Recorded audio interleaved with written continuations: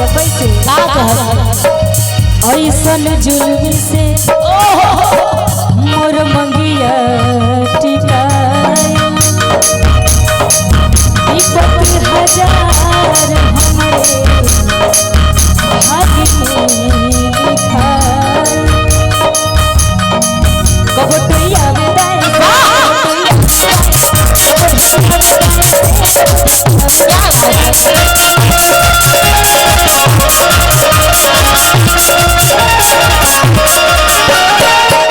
ऐसन जुल्मी से मोर मंगिया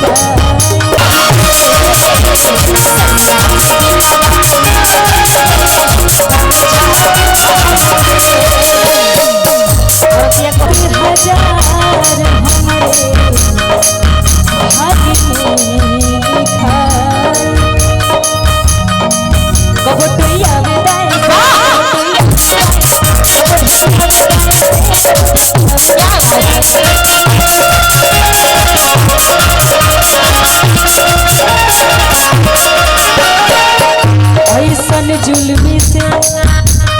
मोर मंगिया विपत हजार हमारे भाग्य में लिखाए कबटैया विदाई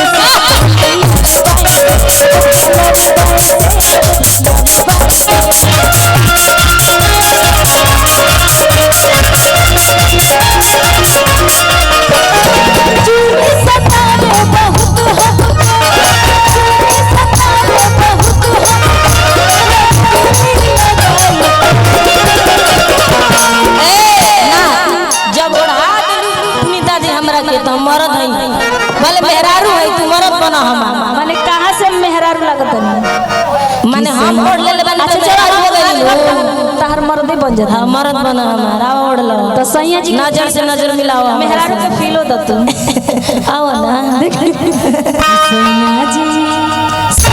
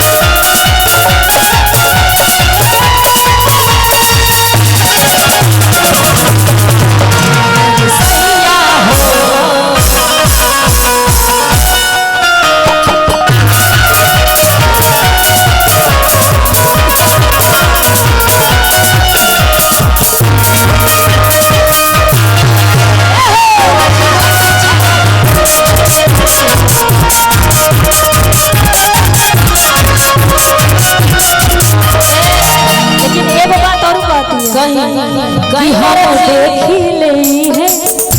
इहे गौर से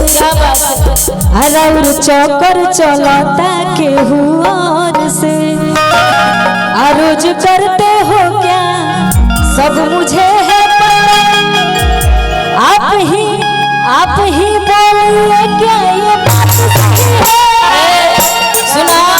तू मरद बड़ू हमारी बात हम कहो बोलो कि हम देखी ले रोजे इहे गौर से हर चौकर चलता केहू और से कि रोज करते हो क्या सब मुझे है पता आप ही बोलिए क्या ये बात सही है। अरे तू मेरे दिल में तू मेरे जान हो तू मेरी जान हो सब कुछ तो तुम ही हो इंसान कोई प्यारा कोई मासूम नहीं इंसान कोई तुम जान हो कि तुझे मालूम नहीं है जान हो मेरी तुम्हें मालूम नहीं है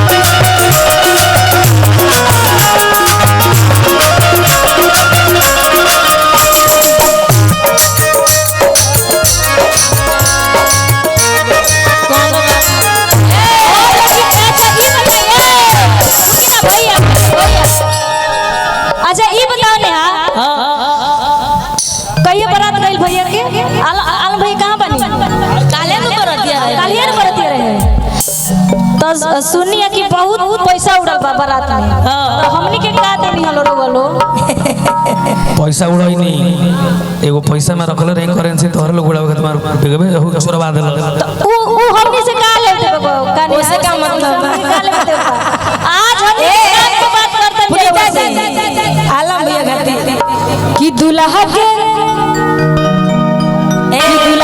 पापा जी कहाँ छिपल बानी कि दुल्हा के मामा जी अरे कहाँ बैठल बानी। अच्छा दुल्हा के मामा जी कि सेहरा के नेग हमर होला सेहरा के नेग हमर होला दुल्हा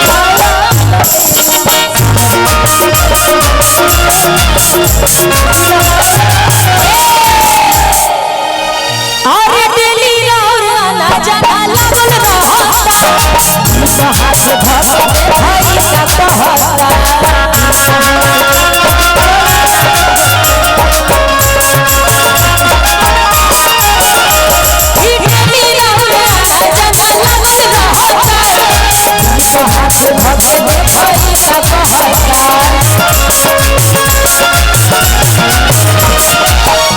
रोज करते हो क्या सब मुझे आप ही बोलिए क्या ये बात सही है तुम सा कोई प्यारा कोई मासूम नहीं तुम सा कोई प्यारा कोई मासूम